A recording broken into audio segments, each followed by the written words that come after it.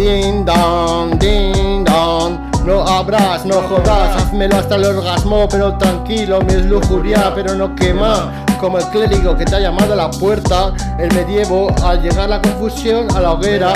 Hoy en día, tirar y tirar piedras, si no estás libre de pecados, el que empieza, pero todavía por más causas heterogéneas. Animadoras me triunfan, son las groupies o las bloomies, son figura de miel humana. La mierda como la buena mierda que me relaja, como la mierda que me subidón que te cagas. Siempre tengo mucha mierda, suerte de en sí, de frenesí, sexy para el safari. Aumentar inteligencia, el que se muere por hincar el diente, comienza el peligro.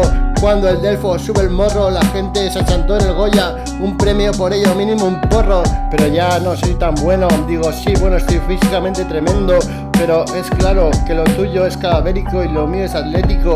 Si es más científico de lo teórico que de lo explícito, aquí viene lo práctico. Si lo que hemos será eterno, son brujos, de mí mismo nunca dudé. Y de los haters a tomar por culo, envidian, y Delfo los elimina, los vuelve a mí como colegas. Es la jerga al sapo que se le cuelga. Tu decisión más correcta, que no se entere de información. El que nunca se pasa el porro es el simpat.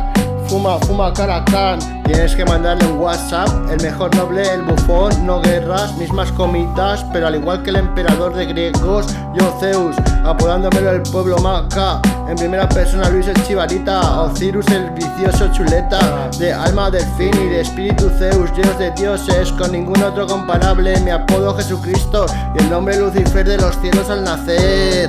No os voy a hacer caer, yo vengo aquí por la dulce miel. De nombre Lucifer, de los cielos al nacer, de apodo Jesucristo, primera obra de Dios, hecha de su imagen y semejanza, con su mismo power, dime el poder, solo alcanzo tomarán su poder, dame todo el power, solo alcanzo tomarán su poder.